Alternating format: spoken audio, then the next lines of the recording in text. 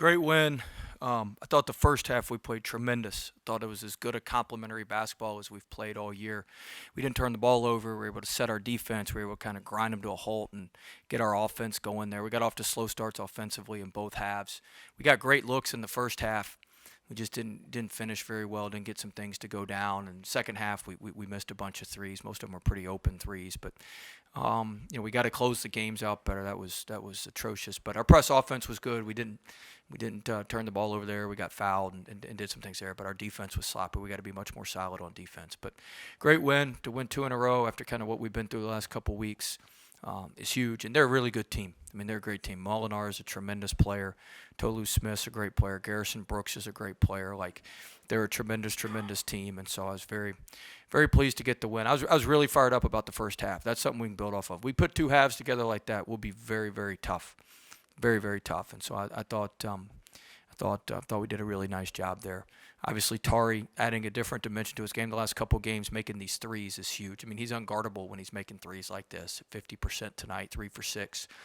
And he's a good three-point shooter. I've been saying that all year, but they're finally starting to fall because people are playing off of him for the drives, and Xavier hit him in for that big corner three to put us up 4. And so I thought he played really well. Sharif O'Neal gave us just huge minutes. Very proud of him. He gave us some great minutes as well. So overall, very good team win, and we got to move forward with Georgia on Wednesday night. Yeah, well, just 14 turnovers, and the We first had 4 in the first half. Yeah. We had 10 in the second half, but 14 turnovers, we can live with that from what we've been doing. That's down from what we've had, but we were on pace for a lot better than that. We got a couple charges and some other stuff. last 9.5 minutes of the first half, no turnovers when y'all play really well. I mean, it's kind Yeah, of that's the whole key. Just get a shot on the basket. We did a nice job on the glass tonight. I know we got out rebounded, but we didn't just get obliterated like we could have.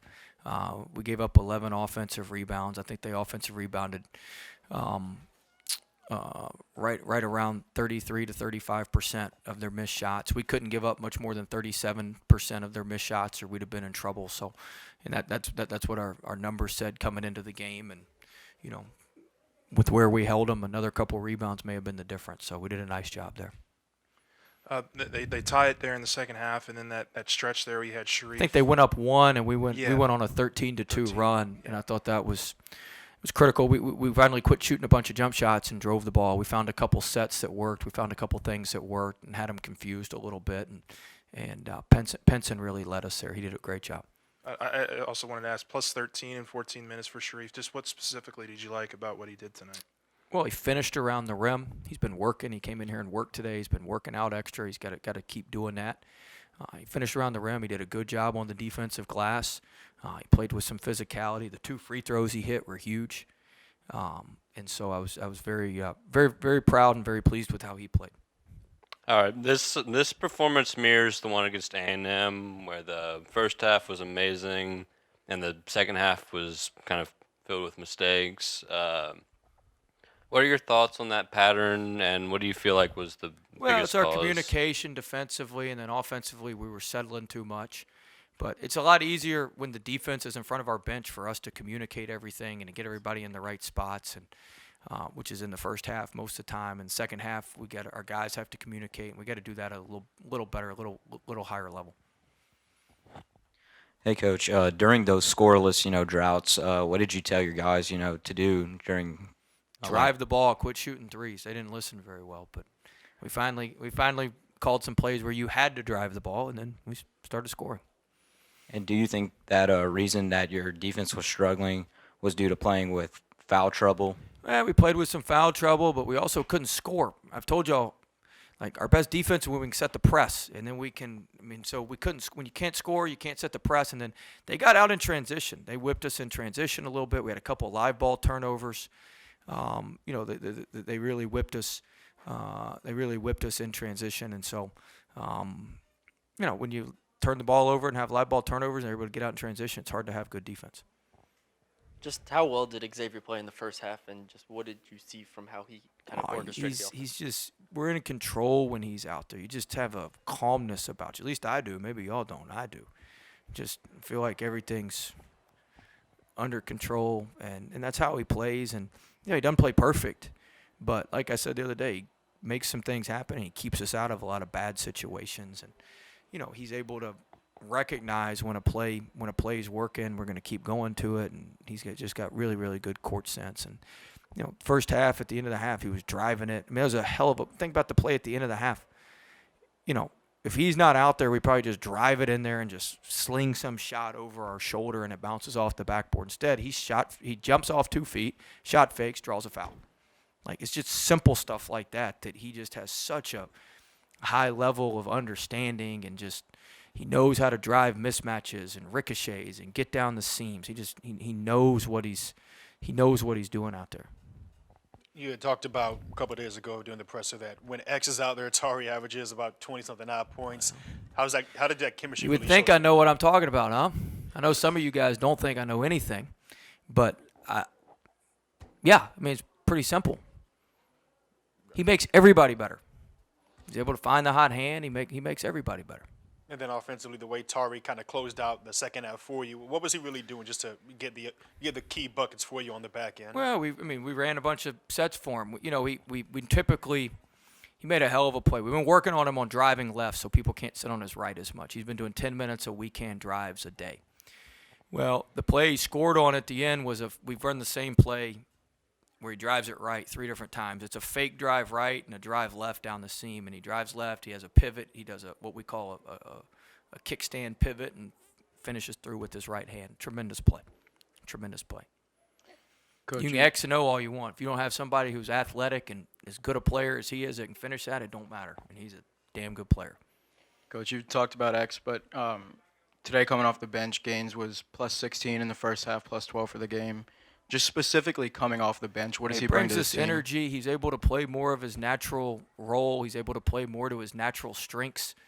I think you can see that, and I thought he gave us good energy. You talk about taking care of business at home. How do you feel finally, breaking that 2-game home losing streak? It was good. I don't think we had a 2-game home losing streak. We've lost 2 out of the last 3, but it was good. I thought our crowd was great. The students were great. Our little gumbo pot, we've been working on that. I thought that was good. We appreciate Dee Dee helping us out with that. I'm not going to tell you what I had to agree to for her to get her to do that, but we have an agreement. So she held up her end of the bargain. I'll hold up my end of the bargain. But I thought the crowd was great, and we talked about that before the game. We need to create some separation within the league. It was a big game. They were ahead of us at 5-5, and also we need to reestablish ourselves at home. We got people that pay hard money to come watch us play. That BS we played against Ole Miss, that ain't gonna work. And we needed to play better and reestablish ourselves at home. And so I thought our guys took to that and played with good energy. And just back to Easton real quick for a second. You mentioned like Gaines and the spark that he has, but how much of how you use Easton in your rotation is predicated on the defensive stuff that he does? And had you decided that all along when you took him that was how you were going to use him? No. When I took him, I didn't know that was how we were going to use him. I mean, I knew he was a really, really good player. But the rotations are cleaner. He gets just way better matchups. He just gets way better matchups with how we play him and where we play him, and we can manipulate things at the 4 and the 5. It's just everything's just a lot cleaner, a lot better. And then, his talent's just so good. They're played 2 traditional bigs, so he can just drive them. I mean, what did he draw? 4 or 5 fouls tonight too. I mean, there's a lot of stuff that goes into it. What did he draw? 3, 4 fouls? I don't have it in front of me. 4. Drew 4 fouls. So I mean, there's just a lot of stuff that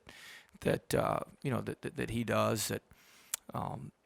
Bringing him off the bench, he still plays a ton of minutes. He's out there to close the game. That's a lot more important than who's out there to start the game. And I thought he does some really, really, really, really good things for us. And the matchups are very, very favorable, very, very favorable to him. How important is the bench to this team? You outscore Mississippi State 35-5. And Look, we bring our. Yeah, that's great for stats and stuff. We bring Tari Eason off the bench, who's our leading scorer. It's not. I mean, oh yeah, y'all outscored him on the bench. Well, no joke. We have our leading scorer coming off the bench. We're going to outscore almost everybody from the bench. And then when Sharif plays like he did tonight, and then obviously Gaines started for us for 6 or 7 games, and we bring him off the bench. I mean, of course you're going to outscore him from the bench. We got guys. I think that's a meaningless stat. Let me put it to you that way. I don't think that matters one bit. 2 scores the most points, whether they start or come off the bench, doesn't make any difference. I mean, you could say that Mississippi State starters outscored our starters. I don't know if that's true or not, but I mean, so what the hell does it matter that our bench players outscored their bench players? It's just a meaningless stat, in my opinion.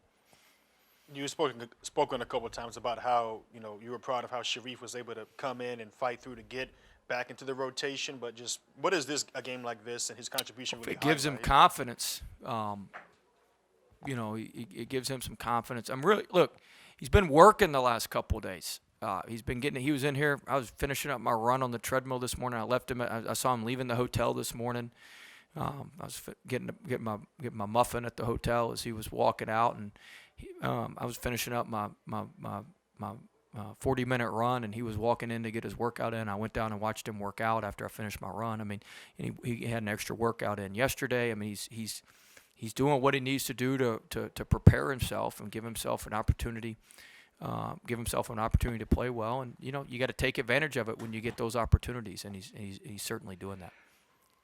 Did you want them to know how important a game this was to reestablish themselves before the game? Did you think they knew that now that it's over? We talked about it. You I really was talked about very it? clear how big of a game this was. I thought this was the biggest game we've played because there's a big difference between 6-6 and 5-7.